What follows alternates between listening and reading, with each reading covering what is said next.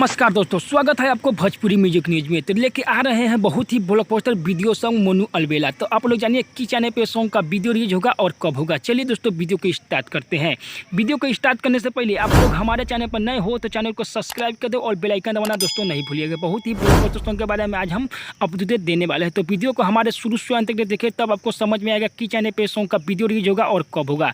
चलिए दोस्तों वीडियो के आगे बढ़ाते हैं। बहुत ही ब्लॉकबस्टर सॉन्ग लेके आ रहे हैं मोनू अलबेला।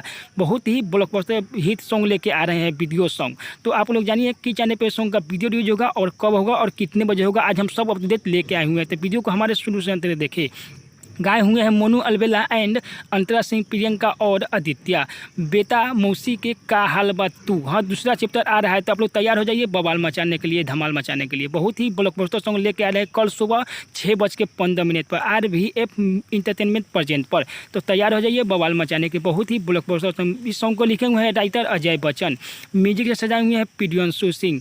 बहुत ही ब्लॉकबस्टर डीजे पर, हर डीजे पर यही सॉन्ग बजने वाला है। बेटा मौसी के का हाल बा तू दूसरा पार्ट आ रहा है तो आप लोग तैयार हो जाइए बवाल मचाएंगे। RVF इंटरटेनमेंट प्रेजेंट पर कल सुबह देखिए। बहुत ही ब्लॉकबस्टर यूट्यूब चैनल पर छा जाएगा।